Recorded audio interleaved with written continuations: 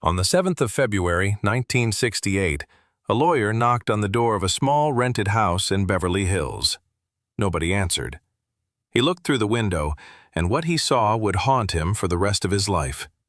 A man was sitting on the floor of the bedroom, propped upright against the wall, fully dressed, head tilted slightly, eyes still open. He looked at first glance like a man who had simply sat down to think for a moment. He was not thinking. He had been dead for hours.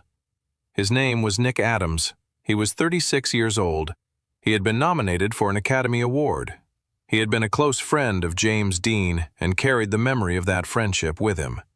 He was, according to those who knew him best, a close and loyal friend of Elvis Presley. And on that afternoon in February, in a quiet bedroom on a quiet street, his life ended in a way that has never, not in 1968, not now, more than half a century later, been fully explained. The official coroner's ruling was, and remains, undetermined. Not accident. Not suicide. Undetermined. Which is a very strange thing for the state of California to write on the death certificate of a working Hollywood actor. And that is where our story begins. Not with the death. We will come back to that quiet bedroom, and we will come back to it carefully. But with a boy. A small, wiry boy with dark eyes, born in a coal town in Pennsylvania, who wanted, more than almost anything else a child has ever wanted, to be somebody. To be seen. To be remembered. So sit back with me for a while. Get comfortable. Because the story of Nick Adams is not just the story of a Hollywood tragedy. It is the story of an entire vanished America. It is the story of coal dust and movie sets, of friendships that mattered, of a marriage that almost worked, and of a mystery that some people believe was never really a mystery at all, and other people believe was something else entirely. We will look at all of it. We will separate what is known from what is only whispered. And by the end, I think you will feel, as I do, that you have finally met the man behind the name. His real name, the one his mother gave him, was Nicholas Aloysius Adamshock. He was born on the 10th of July, 1931, in the town of Nanticoke, Pennsylvania. If you have never heard of Nanticoke, do not feel bad. Most Americans have not. It is a small place in the anthracite coal region of northeastern Pennsylvania, tucked into the Wyoming Valley, about 10 miles southwest of Wilkes-Barre. In the 1930s, when Nick was born, it was a mining town. That is not a description, that is an identity. Everything in Nanticoke, everything, was organized around the mine. The men worked in the mine, the women fed the men who worked in the mine, the churches prayed for the men who worked in the mine. And the boys, from the time they could walk, understood that one day the mine would be waiting for them, too. Nick's father was one of those men. Peter Adamshock was an immigrant from the old country. His family roots were Ukrainian and Polish, depending on which document you read, and which border was standing in Europe on which particular Tuesday. Peter went down into the earth every morning before dawn, and he came back up in the evening with a fine gray dust in his hair, in his ears, in the creases around his eyes, and under his fingernails. That last detail, the coal under the fingernails, is one that Nick himself mentioned in later interviews. He remembered it as a child. He remembered that his father's hands never came fully clean. No matter how hard Peter scrubbed at the kitchen sink, the coal had gone into him. It was in him. Nick's mother was named Catherine. She was the anchor of the household. She kept a small wooden house on a small side street clean, warm, and, when the wages allowed it, fed. There was a younger brother, Andrew. There was, according to family memory, another child who did not survive infancy, something that was, in a coal town in the 1930s, tragically not uncommon. Catherine carried that grief the way women of her generation carried grief, which is to say quietly and without complaint, and while continuing to make breakfast every morning. Money was tight. Money was always tight. When the mines slowed during the worst years of the Depression, money was more than tight. It was a kind of quiet, permanent hunger that lived in the corners of the house. Nick, in later years, would talk about this only rarely. He was not a man who liked to dwell on hard times, but when he did mention it, he mentioned specific small things. The way his mother would stretch one chicken across a whole week. The way winter coats were handed down, not just between brothers, but between families, up and down the block. The way a new pair of shoes was an event. Now, here is something important about Nick Adams that we need to establish right at the beginning, because it will explain almost everything that comes later. From the time he was very small, he was a performer. Not in a professional sense, in a survival sense. He was the boy who told the jokes. He was the boy who did the imitations of the teacher.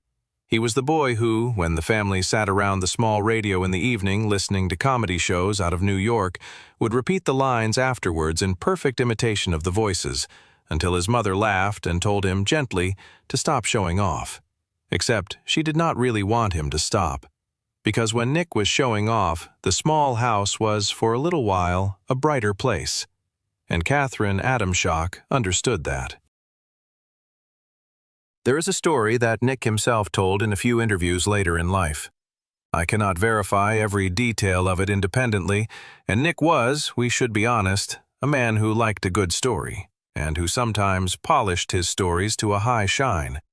But the outline of it is, by all accounts, real. When he was around 6 or 7 years old, he was cast as an angel in the Christmas nativity play at his church. He had one line. He was supposed to walk out onto the small wooden stage, spread his arms, and announce the birth of the Savior. He walked out, he spread his arms, and in the moment, in front of every person in the parish, in front of his mother and his father and his brother, he forgot the line. Any other child would have frozen, or cried, or run off stage. Nick did something else. He looked out at the audience, he smiled, and he improvised. He said something, in the character of the angel, that got a laugh. And the pastor, standing in the wings, waited for the laugh to finish, and then quietly fed him the correct line, and the play went on.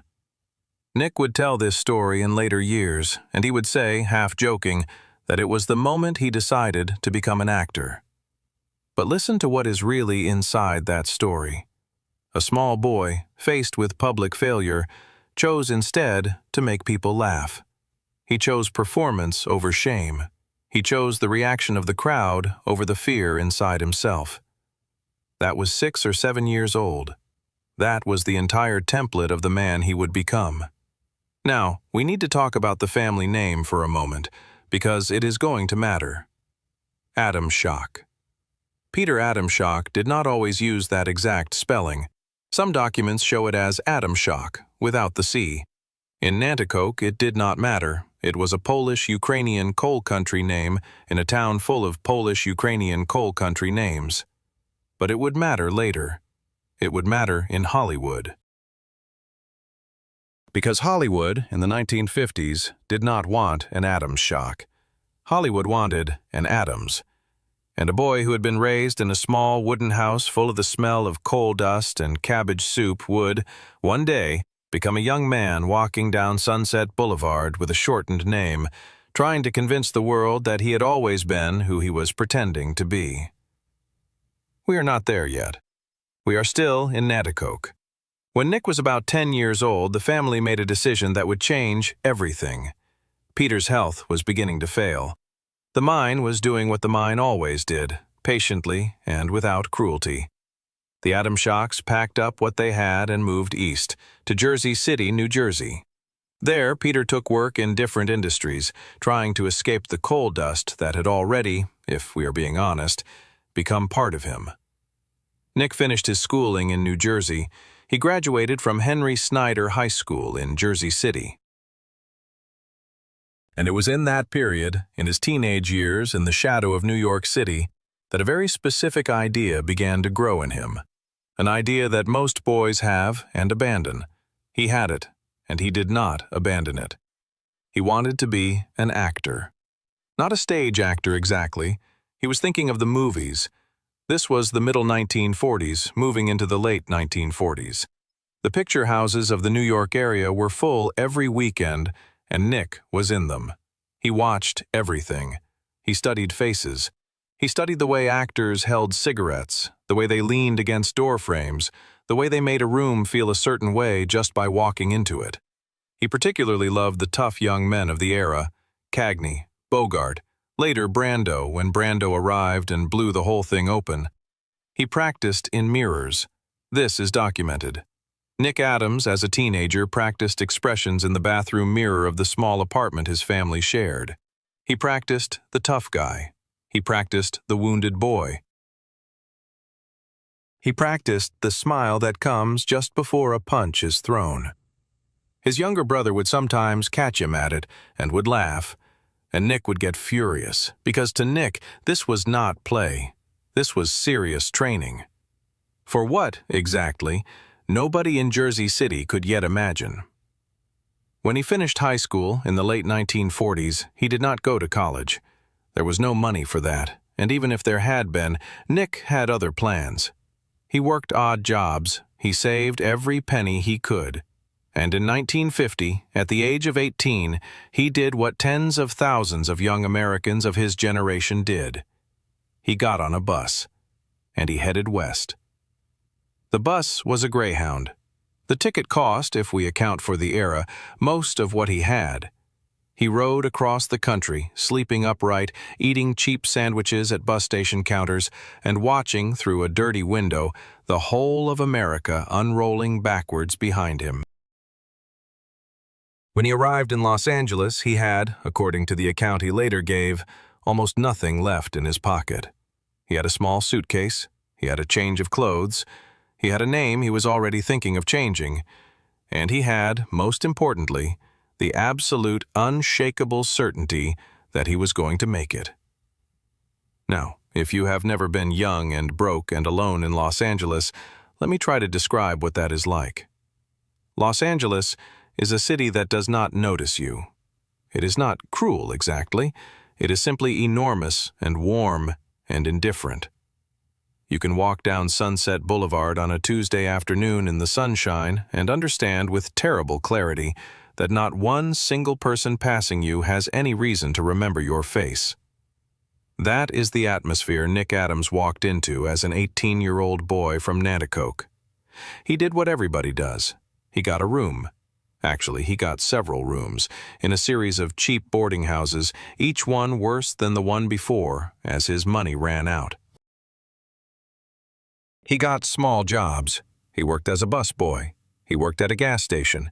He worked at one point at a hamburger stand, and in between shifts, he read the trade papers, and he went to open casting calls, and he learned, slowly and painfully, how the town actually worked. Here we should pause, because the mythology of 1950s Hollywood tends to smooth over the reality of what it was like to be an unknown young actor in that town at that time. Let me try to be honest with you about it.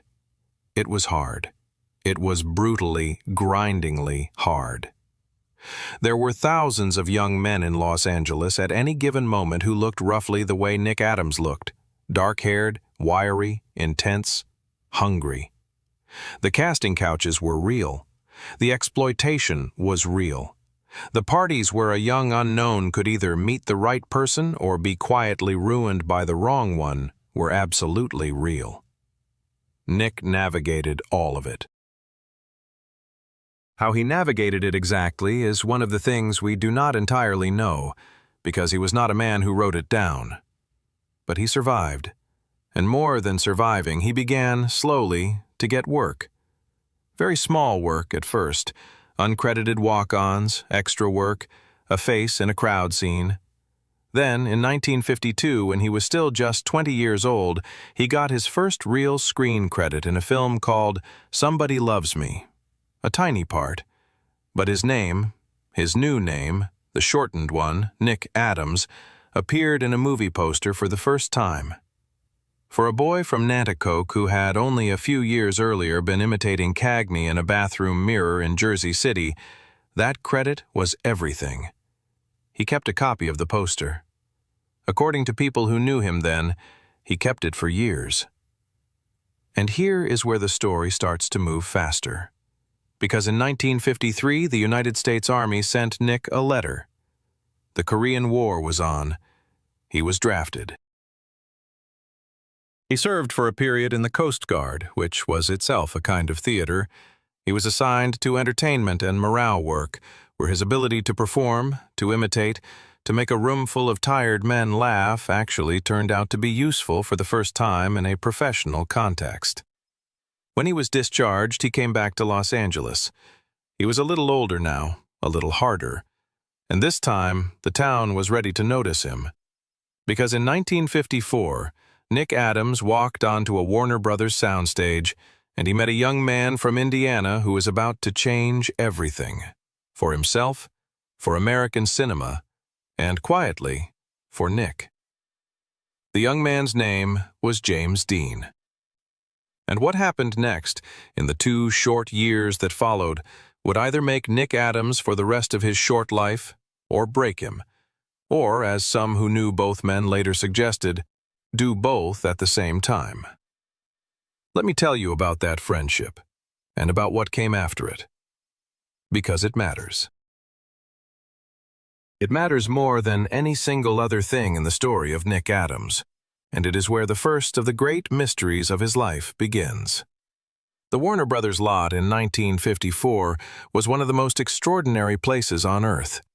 If you had walked through the main gate on Barham Boulevard on a weekday morning in that year, you would have passed, in the space of about 20 minutes, more famous faces than most people see in a lifetime.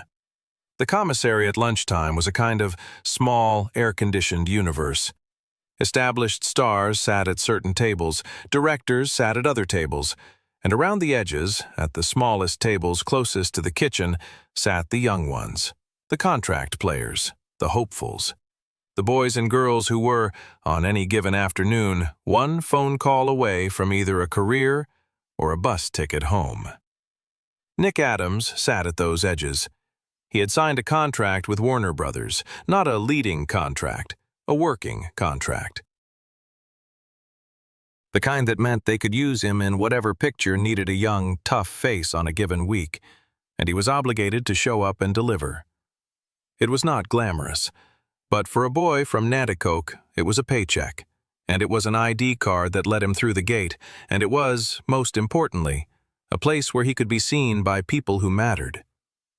And it was in that commissary, at one of those small tables at the edge of the room, that Nick Adams met James Dean. Now, I want to be careful here, because the friendship between Nick Adams and James Dean is one of the most mythologized relationships in 1950s Hollywood, and a lot of what has been written about it over the past 70 years is, to put it politely, more atmosphere than fact. So let me tell you what we actually know, and let me be very clear when I move from what is documented into what is only suggested. That is important, and I want us to do this honestly together. What is documented is this. In 1954, James Dean was cast in a film called East of Eden, directed by Elia Kazan. Around the same period, both Dean and Nick Adams were part of the loose, floating community of young contract actors around the Warner lot. They met. They became friends. How close that friendship was exactly is the subject we will come to in a moment. But the friendship itself is real. It is confirmed by multiple people who were there, by photographs, and by the simple fact that when Rebel Without a Cause was cast in the summer of 1955, Nick Adams was in it. Let me pause on that film for a moment, because it deserves it. Rebel Without a Cause, directed by Nicholas Ray, released in October of 1955, is one of the defining films of American youth culture. It is the film that fixed James Dean forever in the imagination of the world. The red jacket, the switchblade, the terrible, tender vulnerability of that young face. And in that film, alongside Dean and Natalie Wood and Sal Mineo, there is a small, sharp-featured young actor playing a member of the gang. He has scenes. He has lines. He is not the star. He is not close to the star.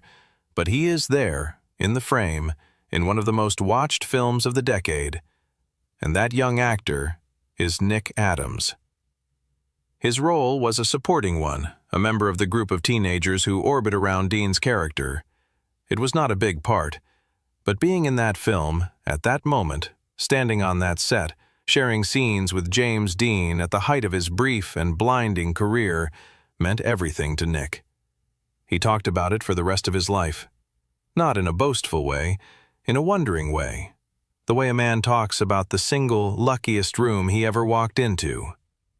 Now, here is where we need to move carefully, because we are moving from the documented into the disputed.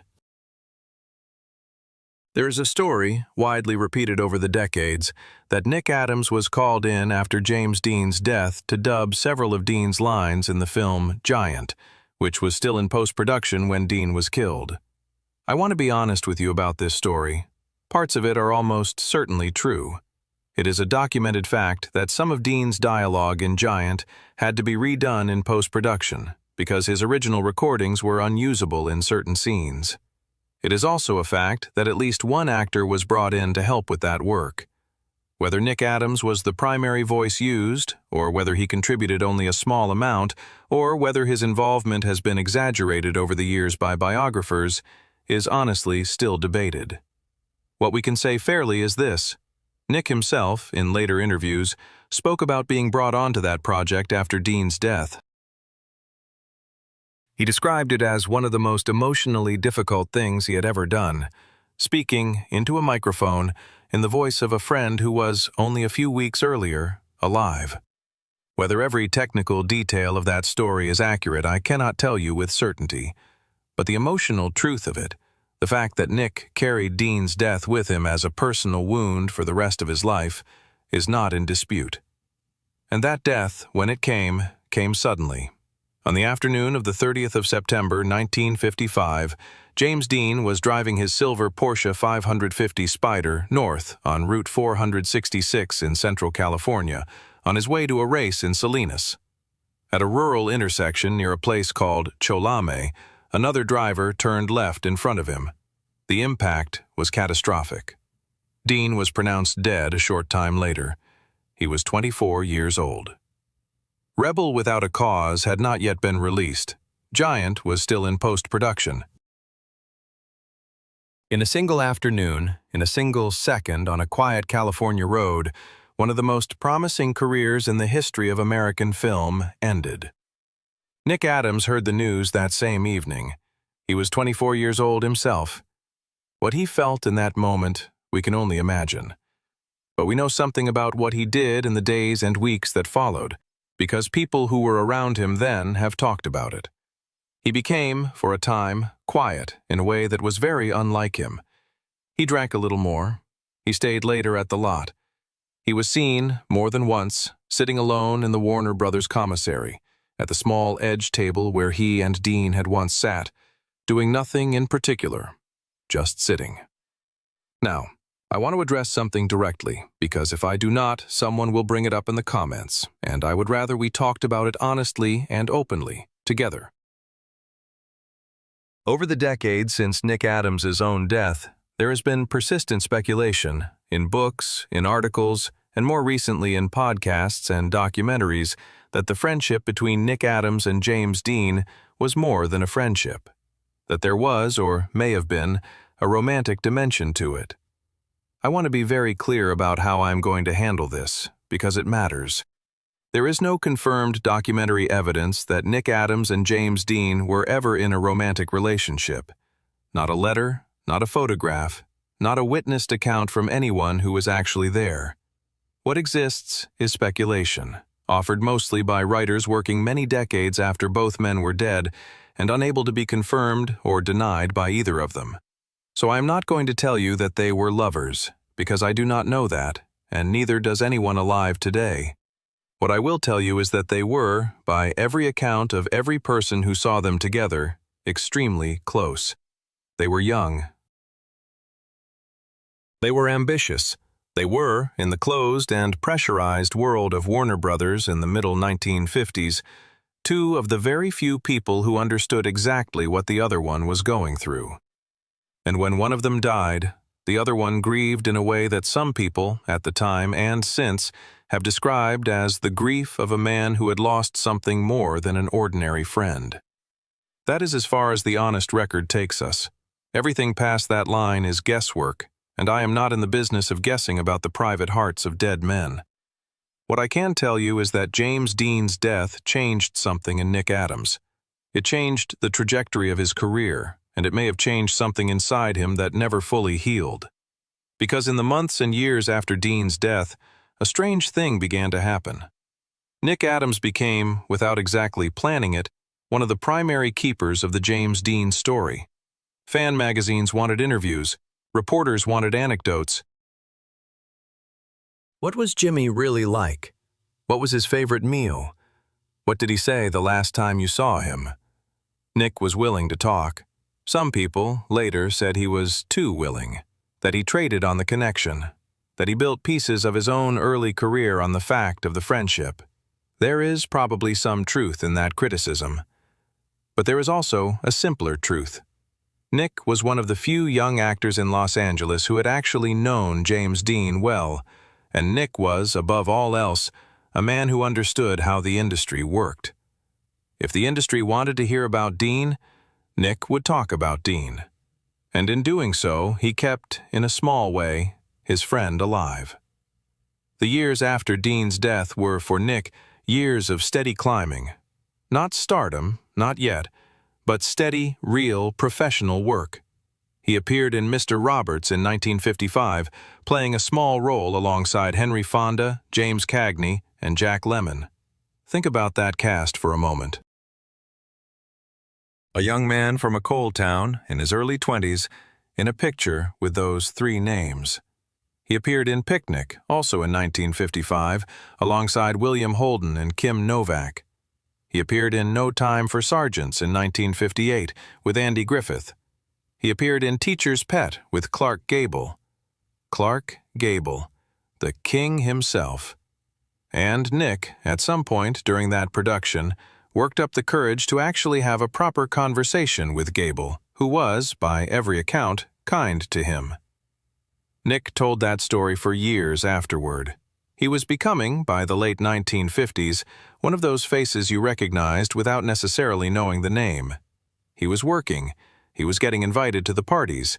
He was being seen with the right people. And he was, by all accounts, one of the hardest-working young men in the entire town. And then, in 1959, everything changed. Because that was the year Nick Adams became, for the first time, a leading man. Not in a movie, in a television series, and the series was called The Rebel. The Rebel was created by Andy Fenady and Irwin Kershner. It premiered on ABC in October of 1959, and it ran for 2 seasons, ending in 1961. The show was a Western, but it was a Western with a difference. It was set in the years immediately after the American Civil War. Its main character, played by Nick, was named Johnny Yuma. Johnny Yuma was a young former Confederate soldier roaming the post-war American West, carrying a sawed-off shotgun and a small private journal in which he wrote down what he saw and what he thought. He was, in other words, a walking metaphor for a certain kind of American loneliness. He was a young man who had lost his war, lost his home, lost his family, and was trying, on horseback, to find out who he was supposed to be now. The show featured a powerful theme song performed by Johnny Cash, the young singer from Arkansas. If you have never heard it, find it after we finish this. It is one of the great television themes of the era, and when it played, at the start of every episode, over shots of Nick Adams riding across a dusty American landscape in a Confederate cap, it announced, week after week, that a small, dark-eyed boy from Nanticoke, Pennsylvania, was at last the star of his own show. He gave everything to it. He was involved not just as an actor, but as a co-creator of the character. He wrote or contributed to several scripts. He argued with the network about the direction of the story. He wanted Johnny Yuma to be more than a Western hero. He wanted him to be a real, wounded, thinking young man. And to a remarkable extent, given the constraints of network television in the late 1950s, he got what he wanted. The Rebel is not a perfect show. Some of the episodes have not aged well. But at its best, it is one of the more thoughtful westerns of its era, and Nick Adams's performance in it is a real, sustained piece of work. For 2 full seasons, week after week, he carried a television show as its lead. He was, at last, the man in the middle of the frame. And it was during those years, at the very peak of his professional rise, that his personal life also, quietly, finally, began to look like the life he had always wanted. Because he met a young actress named Carol Nugent. And in 1959, they were married. Carol was, in many ways, everything Nick was not. Where he was intense, she was calm. Where he was ambitious to the point of restlessness, she was steady.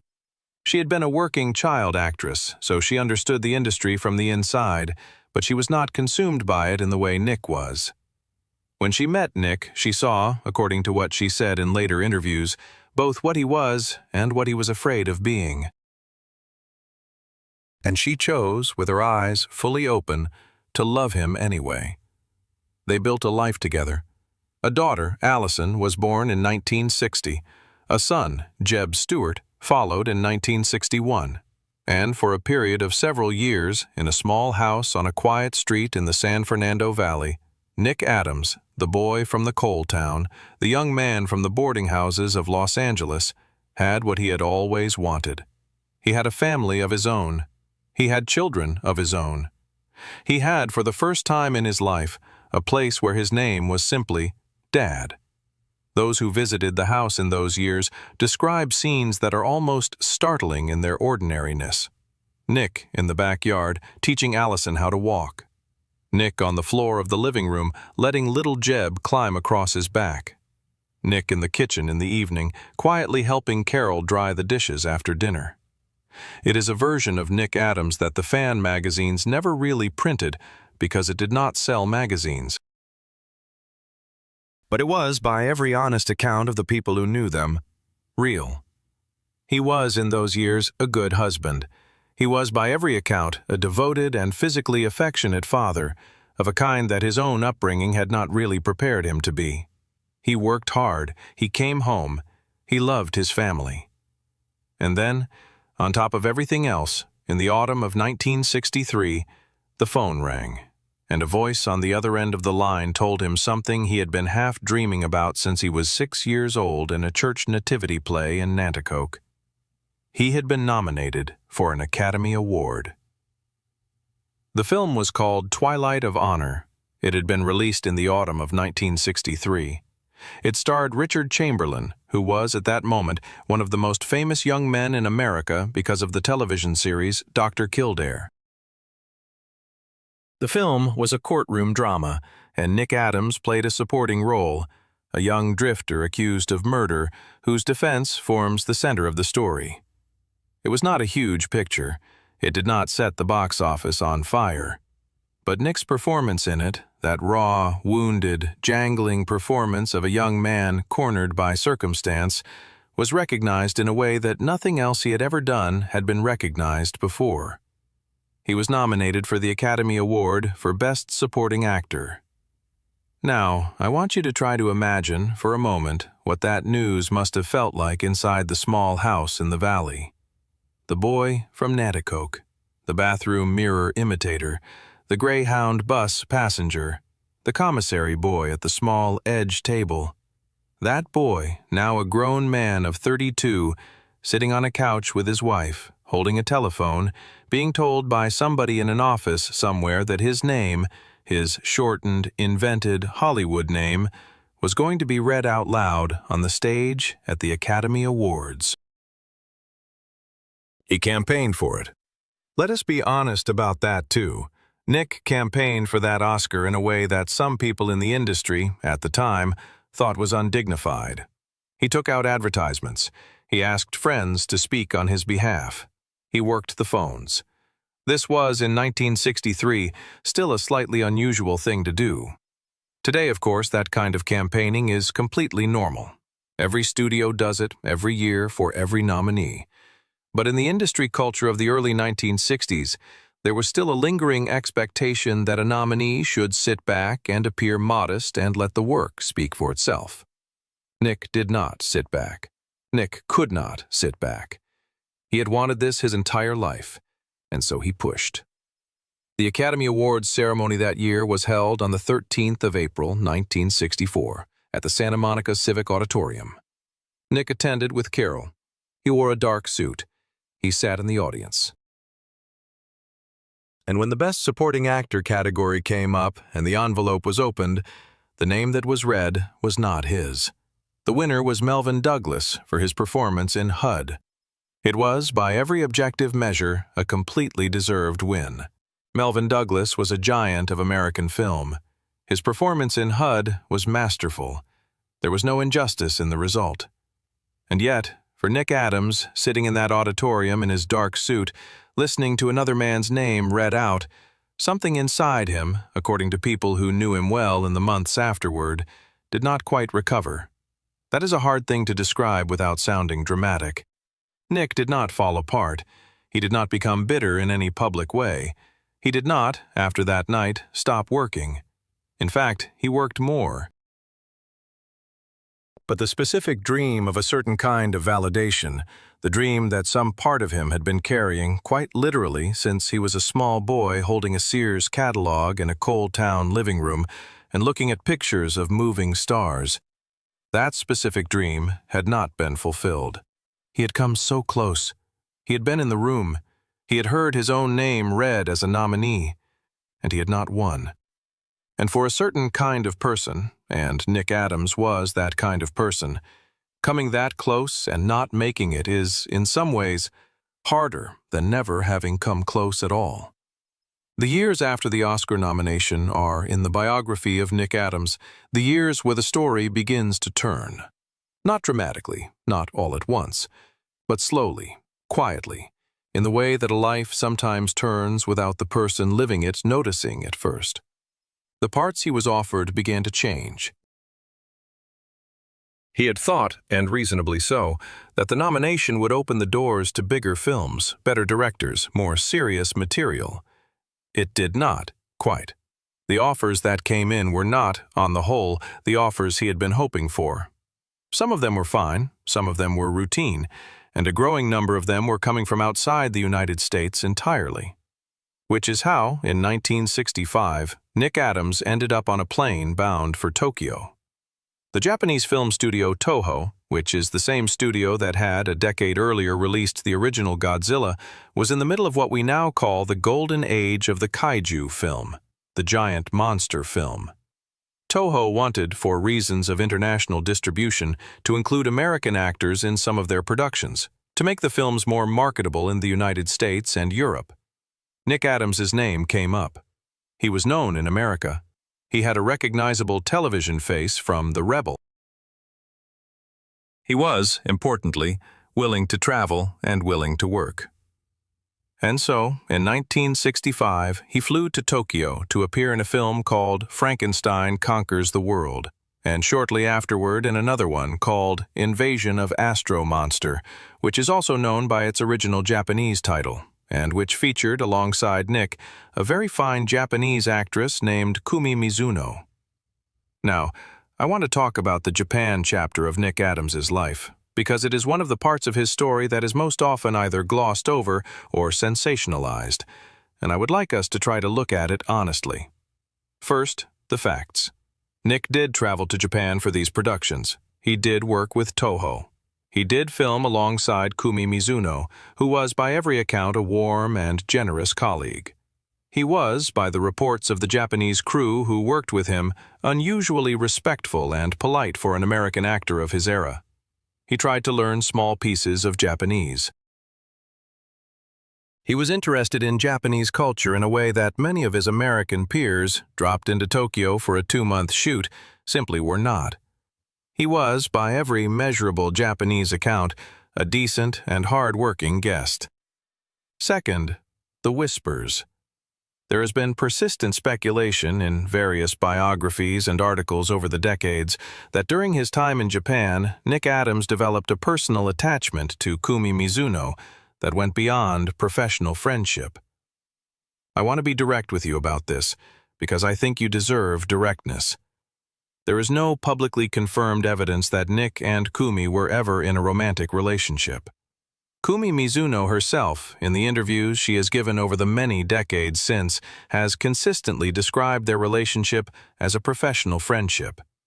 Whatever Nick may have felt privately, whatever he may have wished for privately, is not something that we, sitting here today, are entitled to declare as fact. So I will not. What I will say is that his time in Japan seems to have been, in an important way, restorative. He was, in Tokyo, no longer competing for the small edge tables of the Warner Brothers commissary. He was the visiting American star. He was treated with warmth and courtesy. He was, for the first time in years, at the center of the room. And by every account, he loved it. He came home to California. And when he came home, the American offers were still not what he had hoped they would be. He did more television work. He did some smaller films. He worked. He was always working. But something in the balance of his life was beginning, slowly, to tip. The house in the valley became, gradually, more tense. Not through any single dramatic event, through the small, accumulated weight of disappointment. Nick, when a role he had wanted did not come through, was not a man who could easily hide it. He would come home quiet.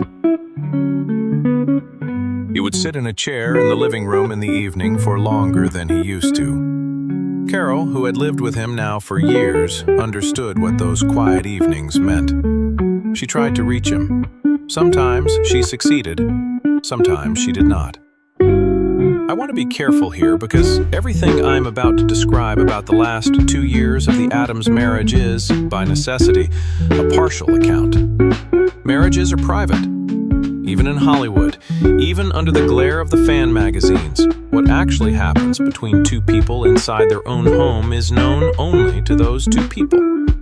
What we can say, from the public record and from what Carol herself said in the years afterward, is this. By 1966, the marriage was under strain. By 1967, that strain had become at times more than either of them could carry. Carol filed for divorce in the summer of 1967. The divorce was in progress, but it was not finalized at the time of Nick's death. That is an important detail, and we will come back to it. The children, Allison and Jeb, were young. Allison was 6, going on 7 in that period. Jeb was 5, going on 6. They knew, of course, in the way that children always know, that something in the house had changed. But their father, by every account, remained a devoted father in the way he had always been. He picked them up, he carried them, he read to them. He took them, on weekends when he had them, to the small pleasures that a father in 1967 Los Angeles could give small children. The beach, the pier, the ice cream stand, the drive up into the hills at sunset. That part of him, the part that had made a small, quiet home in the valley into an actual home, did not fail. Whatever else was breaking, that part did not break. Professionally, in 1967, Nick was still working. He appeared in several television shows. He filmed Fever Heat, a film about stock car racing, which was released in 1968. He was, according to friends, actively pursuing new projects. He was in discussion about roles. He was reading scripts. He was, by every visible sign, a man who was planning to keep going. There is one detail from this last year of his life that I want to mention, because it is one of those small facts that people who study his story tend to hold on to. He was, in the last months of 1967 and the first weeks of 1968, in the middle of a legal dispute over back payments related to his work. It was not a scandalous dispute. It was the kind of business dispute that happens in the entertainment industry all the time. But he was owed money.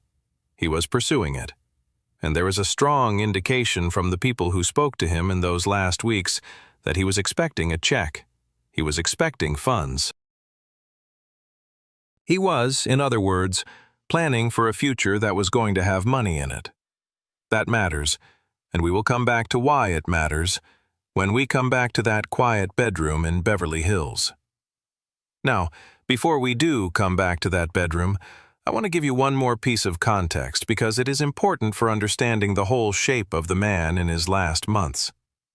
In the summer and autumn of 1967, Nick Adams was, by every account, sober, or nearly so, working, seeing his children, and according to at least one close friend interviewed years later, telling people that he was going to write a book specifically about Hollywood, about the people he had known, about the things he had seen. Now, I want to be very careful with this because the story about Nick Adams writing a Hollywood tell-all book is one of the pieces of his biography that has, over the years, been used to fuel a lot of speculation about the circumstances of his death. Let me tell you what is actually documented, and let me tell you what is not. What is documented is that in the last year of his life, Nick spoke, in the presence of at least a small number of friends, about wanting to write a book. What is not documented is the existence of a manuscript. No manuscript of a Nick Adams tell-all book has ever been produced, found, or verified. If it existed, nobody has publicly seen it. If it did not exist, then it was, at most, an idea he was talking about. The kind of idea that many working actors in Hollywood, in every generation, talk about in the evenings without ever actually writing a word. So when you hear, as you sometimes do, that Nick Adams was murdered because he was about to publish a book that would have exposed Hollywood secrets, I need you to understand that this is speculation. It is not established fact. There is no manuscript. There is only the reported memory of a few friends that in his last months, Nick was talking about writing something. That is a very different thing from actually writing it.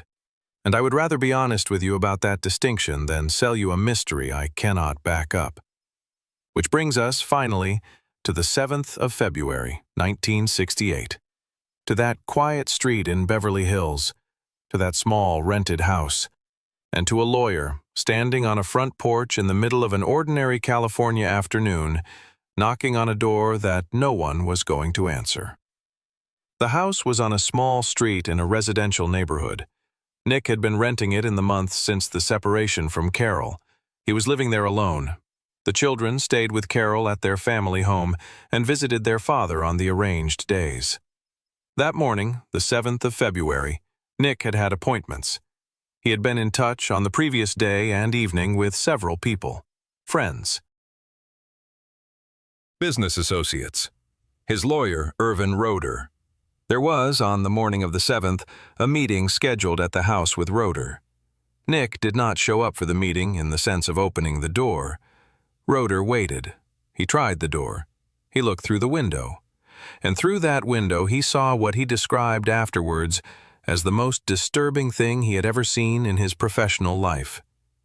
Nick was in the bedroom. He was in a seated or semi-standing position, propped between a wall and the frame of a piece of furniture. He was fully dressed, including his boots. His eyes were open. He appeared from a distance to be conscious. He was not conscious. He had been dead for a number of hours by the time Roeder arrived. The police came. The paramedics came. A doctor came.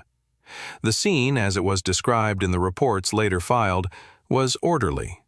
There was no sign of a struggle. There was no sign of forced entry. There was no note. There was no obvious injury. There was a man in a bedroom, sitting upright against the wall in his clothes, in the middle of an ordinary Wednesday afternoon, dead. The body was taken to the Los Angeles County Coroner's Office. The autopsy was performed under the supervision of Dr. Thomas Noguchi, who was, at that period, the chief medical examiner for the county, and who was already, by 1968, well on his way to becoming one of the most famous forensic pathologists in the world. He is the same Dr. Noguchi who had autopsied Marilyn Monroe 6 years earlier, and who would later autopsy Robert Kennedy, Sharon Tate, and many others. If you were a Los Angeles celebrity in the 1960s and something happened to you, Thomas Noguchi was likely the man who was going to try to figure out what. The toxicology results, when they came back, showed the presence of several substances in Nick Adams's bloodstream. The primary finding was paraldehyde, which is a sedative that was, in that era, sometimes prescribed for the treatment of alcohol withdrawal and certain kinds of anxiety. Along with the paraldehyde, there were traces of other central nervous system depressants. The combination was, in the language of the coroner's report, sufficient to have caused death. But here is where the mystery, the real mystery, the one that has never been resolved, begins. Because Dr. Noguchi's office did not rule the death an accident, and it did not rule it a suicide. It ruled the manner of death, in the specific language on the certificate, undetermined. Undetermined. On the death certificate of a working Hollywood actor in the middle of one of the most famous forensic offices in the country, run by one of the most careful forensic scientists of his generation. Undetermined. And that word, that single word on that single piece of paper, has haunted the case of Nick Adams for more than 50 years. To understand why that word, undetermined, matters so much, we need to talk for a moment about how coroners work, and specifically how a coroner as experienced as Thomas Noguchi worked. Because undetermined is not a shrug. Undetermined is not, we did not bother to figure it out. Undetermined is a specific technical ruling that a medical examiner makes when the physical evidence is not consistent enough with any single manner of death to allow a confident finding. It is, in effect, the coroner saying, on the official record, "I know how this man died biologically. I know what was in his blood, but I cannot tell you, based on the scene and the evidence, whether it was an accident, a suicide, or something else." There were, in the case of Nick Adams, specific things about the scene that did not fit neatly into any one category. Let us go through them, one at a time, calmly and carefully, the way an investigator would. First, the position of the body. Nick was found sitting upright, propped against a wall, fully dressed, wearing his boots. That is an unusual final position for a person who has taken a fatal dose of sedatives, whether accidentally or on purpose. In the overwhelming majority of overdose deaths, whether accidental or self-inflicted, the person becomes drowsy, lies down, and dies in a position of rest, on a bed, on a couch, on the floor. Sitting upright, in shoes, in an alert-looking posture, is not what a person taking a sedative typically does in their last conscious moments. Second, the absence of the immediate paraphernalia. According to reports of the scene, no pill bottle, no syringe, no container of paraldehyde was found in a position that clearly matched the manner in which the substances had been consumed. Paraldehyde, in particular, is a liquid with a very strong, distinctive smell. Anyone who has ever encountered it in a medical setting will tell you it has a scent that is impossible to miss.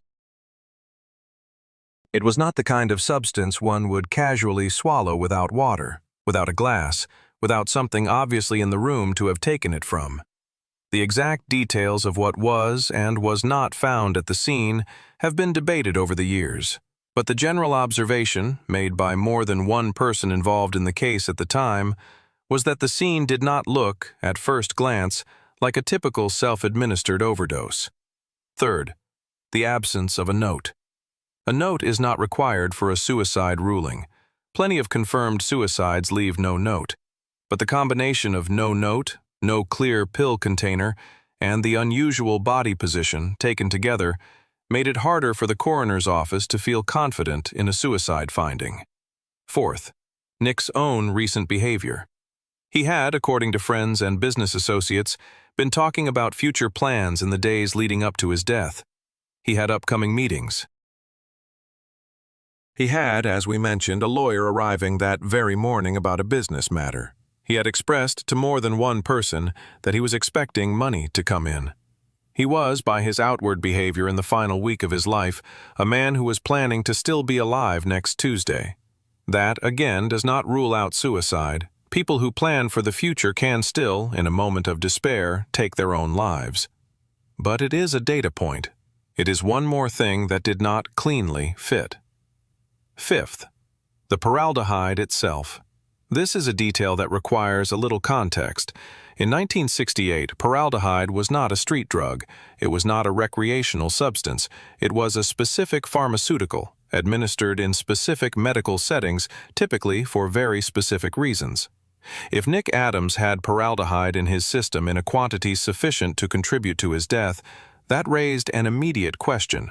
Where did it come from? Who prescribed it? And why? Those questions were, at the time, pursued to some extent by investigators, but they were never, in a fully public way, resolved. Add all of those factors together, and you begin to understand why the coroner did what he did. Faced with a scene that was not clean, a body position that was strange, an absence of clear paraphernalia, no note, a decedent who had been talking about the future, and a substance whose presence itself raised follow-up questions, Dr. Noguchi's office wrote, "Undetermined." Not because the office was hiding something, but because, on the honest reading of what was in front of them, they did not have enough evidence to commit to any one manner of death. Now, into the space left by that word, undetermined, a whole generation of speculation has poured over the last 50 years. And I want to walk through those theories with you carefully, because some of them are more grounded than others, and I think it is only fair to you to be honest about which is which. The first theory, the simplest one, and the one that most sober biographers of Nick Adams have tended to lean toward, is accidental overdose. In this reading, Nick had been struggling with sleep, anxiety, and possibly alcohol use in the difficult months of the divorce. He had access somehow to prescription sedatives. On the evening or night before his death, he took a combination of substances, probably some combination of paraldehyde and other depressants, in an attempt to sleep or to calm his mind, or simply to get through another difficult night in an empty rented house. The combination, in the amounts he took, was more than his body could handle. He did not intend to die. He died anyway.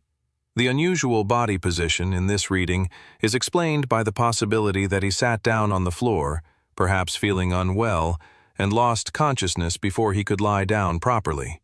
It is a plausible, sad, ordinary explanation.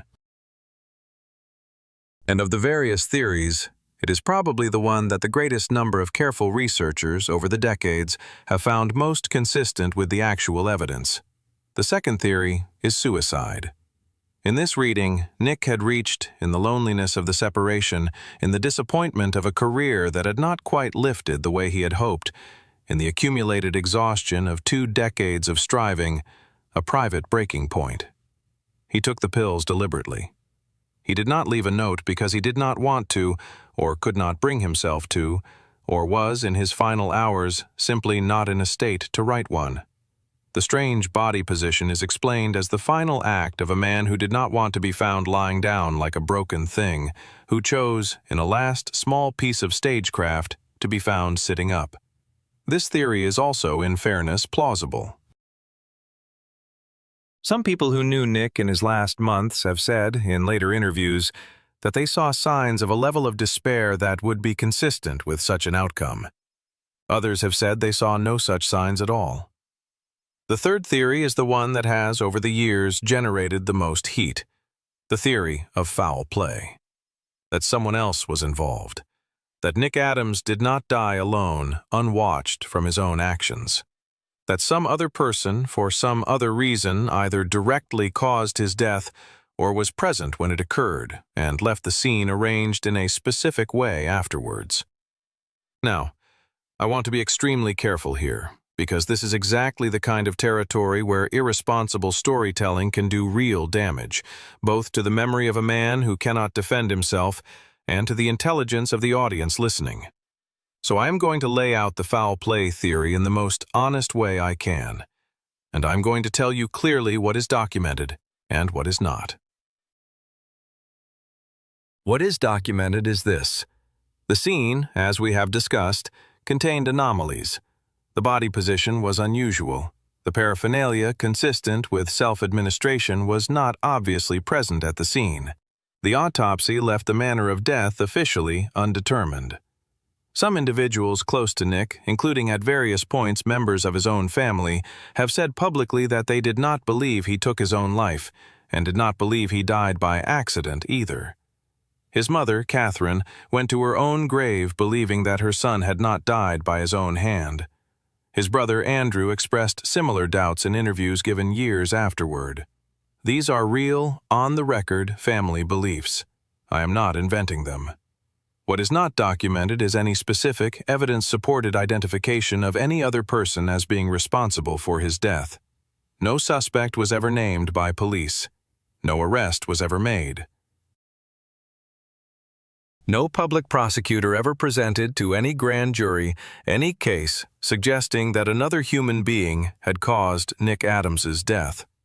The various theories about who might have been involved and why, theories involving Hollywood insiders, theories involving the supposed tell-all book, theories involving personal enemies, theories involving business disputes, are exactly that. Theories. They are, in the strictest sense, speculation. They have never been substantiated in any court, in any official investigation, or in any confirmed documentary source. I want to say this out loud, and I want to say it clearly because it matters. There is no publicly proven evidence that Nick Adams was murdered. What exists is a set of unusual circumstances, a coroner's ruling of undetermined, and the honest, human, understandable refusal of some people who loved him to accept either of the two more ordinary explanations. That is not the same thing as proof. And you, as someone listening carefully to this story, deserve to know the difference. What we can say, with confidence, is that whatever happened in that bedroom on the 7th of February 1968, we do not fully know. And we may never fully know. The people who were there, if there was anyone there other than Nick, are gone. The people who might have known something have died. The paperwork that survives is what we have, and the paperwork ends with that single, quiet word: undetermined. Now, let us leave the mystery for a moment, and let us return to the family. Because in some ways, the aftermath of Nick Adams's death is the part of the story that gets talked about the least. And it is, in its own way, the most important part. Carol Nugent was, on the morning of the 7th of February, at her own home with the children. The divorce, as we said, was in progress, but not final. She was, in the strict legal sense at that moment, still Nick Adams's wife. When the news came, she had to do two things almost simultaneously. She had to absorb the fact that the man she had loved, married, had children with, argued with, tried to save, and finally decided she could not save, was dead. And she had to figure out how to tell a 7-year-old girl and a 6-year-old boy that their father was not coming back. There is no manual for that. There has never been. Every parent who has ever had to sit down with a small child and explain a death of that magnitude has had to invent, in the moment, the words for something that cannot really be put into words. Carol did it. What she said and how she said it is not part of the public record, and that is exactly as it should be. What is part of the record is what she did afterwards. She raised those children. Allison and Jeb grew up. They had lives. They had, by every account, a mother who protected them, who told them the truth about their father in the measures they could handle at each age, and who never, in the long decades afterwards, allowed either the tabloids or the theorists to define who Nick Adams had been to them. Carol herself, in the years and decades after Nick's death, largely stepped away from Hollywood. She had never been fully consumed by it in the way Nick had been, and after his death she chose, quietly, a smaller and more private life. She gave a small number of interviews over the years. In those interviews she was, without exception, careful. She did not sensationalize. She did not condemn. She spoke of Nick as a complicated, gifted, sometimes difficult, sometimes wonderful man whom she had loved. She did not pretend the marriage had been easy. She did not pretend it had been ruined. She told, as best she could, the truth as she remembered it, which is really all any of us can ever do. Nick's parents, Peter and Catherine, outlived their son. That is one of the corrections we owe to the record, because in some tellings of the Nick Adams story, it is sometimes suggested that his father had died before him. That is not accurate. Peter Adamshock lived on after Nick's death. So did Catherine. They carried the loss of their son, as parents in every generation and every country have carried the loss of children, quietly and every day. Catherine, as we mentioned, never accepted the more ordinary explanations of his death. She believed, until the end of her own life, that something else had happened in that bedroom. Whether she was right or wrong, we do not and cannot know. But her belief itself is part of the record, and it is part of the reason the Nick Adams case has never fully closed in the public imagination. Nick's younger brother, Andrew, kept the family memory alive in his own way. He spoke at various points over the years to journalists and biographers who came asking. He described a big brother who was fiercely protective, sometimes hard, often generous, and always working. He described a man who had, from the smallest age, wanted to be somebody, and who had, in the end, been somebody, and who had, in the exact moment of being somebody, been taken from them. The funeral was held in Los Angeles. Nick was buried at the Saints Cyril and Methodius Ukrainian Catholic Cemetery in Berwick, Pennsylvania, in the coal region close to where he had begun. There is a certain terrible symmetry in that. The boy who had ridden a Greyhound bus westward at the age of 18, who had made himself into a Hollywood name, who had stood inside the auditorium at the Academy Awards, who had traveled to Tokyo and been treated as a star, was carried, in the end, back to the small Pennsylvania town near where his father's coal-stained hands had once held him as an infant. He is there still. If you were, for whatever reason, to visit the area today, you could go and stand at the grave and read the name on the stone and think about the whole shape of the life that connects that name to that patch of Pennsylvania ground. And that would be one kind of ending to the story, a quiet one. A grave in a small town, a family carrying on, a widow raising the children, a brother giving the occasional interview, a mother, until the end of her life, not believing the official version. But there is another part of the story that we have not yet fully explored, and I would be cheating you if I did not tell it now. Because Nick Adams's life did not exist in isolation. He had other friends, other connections, other loyalties. And one of those friends was one of the most famous human beings on the planet, a man whose own death, less than a decade later, would itself become one of the great American mysteries. That man's name was Elvis Presley. And what Elvis Presley and Nick Adams meant to each other, in the years when they knew each other, is, in some ways, the last important piece of the Nick Adams story. Because that friendship, too, has been mythologized. That friendship, too, has been the subject of decades of speculation. And that friendship, too, deserves to be told as honestly as we know how to tell it. The friendship between Nick Adams and Elvis Presley began in 1956. If you want to fix the year in your mind, that is the year Elvis exploded across America. That is the year of Heartbreak Hotel. That is the year of the Ed Sullivan Show appearances.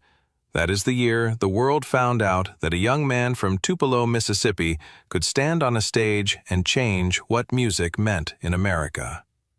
And it is also the year Elvis Presley came to Hollywood, for the first time, to make his first motion picture. That picture was called Love Me Tender, released in November of 1956. Elvis was, when he arrived, 21 years old. He was, by every account of the people who met him then, both enormously famous and, in a strange, private way, quite shy. He was a young man from a very specific kind of Southern background, dropped into the middle of the most sophisticated and cynical film industry in the world, and he did not at first quite know how to navigate it. He needed friends. He needed people who could show him around. He needed, more than anything, people close to his own age who understood the industry from the inside, but who would treat him as a person rather than as a phenomenon. Nick Adams was, at that moment, exactly that kind of person. He was 25 years old. He had been in Los Angeles for about 6 years. He knew every corner of the town. He knew which restaurants stayed open late. He knew which producers to be careful of and which ones were honest. He was, in a way, one of the natural welcoming committees of 1956 Hollywood. An unmarried young working actor with time on his hands and an interest in every new arrival. They met, by most accounts, on the set or in the general orbit of Love Me Tender. And they clicked, in the way that certain kinds of young men, thrown together in the peculiar pressure cooker of the film industry, sometimes do. They started spending time together. They went to restaurants. They went to nightclubs. They went, in a story that Nick himself later told, on drives up into the Hollywood Hills at 3 o'clock in the morning, just to sit and look down at the lights of Los Angeles and talk about their lives. For a period of a few years in the late 1950s, Nick Adams was, without question, one of the closer friends Elvis Presley had in Hollywood. He was part of what would later, in Elvis's world, become known informally as the Memphis Mafia, though Nick was obviously not from Memphis and not part of that inner circle in the way the Southern boys around Elvis were. Nick was, more accurately, one of the Hollywood satellites of that circle, one of the local friends whom Elvis kept in touch with when he was in town. There are photographs of them together from that period. If you have never seen them, they are worth finding. In those photographs, both men look very young. They look, in some of them, almost like brothers. They are dressed sharply, in the style of 1956 and 1957 Los Angeles. They are smiling in a way that men in their 20s smile when they know, for a little while, that the world is treating them well. The friendship changed shape when Elvis was drafted into the United States Army in 1958. Elvis went off to serve. He was, for a long stretch, stationed overseas in Germany. Nick continued his own career in Los Angeles. They stayed in touch, though not in those years as constantly as they had been. When Elvis came back from the Army in 1960, the world had changed. Nick was by then married to Carol. He was starring in The Rebel. He had a life that no longer had the same time in it for 3 o'clock in the morning drives up into the hills. And Elvis, meanwhile, was moving into the phase of his career defined by an almost endless string of formulaic Hollywood musicals. The two friends saw less of each other, not because of any falling out, simply because their lives had, in the way that lives do, drifted into different rooms. But the friendship never fully ended. They stayed in occasional touch through the middle 1960s, and when Nick died, in February of 1968, Elvis Presley was reportedly deeply affected. According to accounts that have circulated in Elvis biographies over the years, he was informed of Nick's death shortly after it occurred, and he was, by those accounts, badly shaken. Some sources say he sent flowers. Some sources say he did more than that. What is undisputed is that a man who had by 1968 seen a great deal of loss in his life, his mother in 1958, his own private disappointments over the trajectory of his career, the darker turns of the decade, took the news of Nick Adams's death very personally. Now, because we are being honest with each other, I want to say the following out loud. There has been speculation, in various tabloid-style biographies over the decades, about the exact nature of the closeness between Nick Adams and Elvis Presley. Some writers have suggested there was a romantic dimension. There is no confirmed evidence of this. Not a letter, not a photograph. Not a first-person on-the-record account from anyone who was actually present in their private lives. Elvis Presley's romantic life with women is, by contrast, one of the most exhaustively documented private lives of any 20th century celebrity. So when you hear the whisper that the friendship between Nick and Elvis was something other than a friendship, I need you to understand that this is, again, speculation, and it is not something I am going to present to you as established fact. What I can tell you is that they were friends, that they were, at one point, close friends, that when one of them died, the other one mourned. That is what the record supports. Everything past that, in my honest view, belongs to gossip. And gossip is not what you came here for. There is one more thing about the Elvis connection that is worth telling, because it says something about who Nick Adams was as a person. In the years when they were closest, Nick had opportunities to publicly cash in on the friendship. He could have given tell-all interviews. He could have sold stories about Elvis to the fan magazines that would have paid him well for them. Nick was, as we have discussed, not above using his connections to advance his own career. He had done exactly that with James Dean. But with Elvis, in the years when they were friends, Nick did not do it. He gave, over the course of the whole friendship, only a small number of respectful interviews about Elvis, and he never, in any documented case, betrayed a private confidence. That is a small thing. But in the industry Nick Adams worked in, a small thing like that is not actually small at all. It is a real piece of evidence about the kind of man he could be when he chose to be that kind of man. So, let us pull back now for a moment and try to see the whole picture. Because we have covered a lot of ground together, and I want to make sure that when you close this story in your mind, you close it with the right shape of the whole life, not just the shape of the ending. A boy is born in a coal town in Pennsylvania in 1931. His father goes into the ground every day. His mother holds the small house together. The boy is a natural performer from the age of 6 or 7. His family moves to Jersey City when he is around 10. He grows up in the shadow of New York City, watching movies, practicing faces in a mirror. At 18, he gets on a bus and rides across America. He arrives in Los Angeles with almost nothing. He works odd jobs. He gets his first small screen credit in 1952. He serves in the Coast Guard during Korea. He comes back.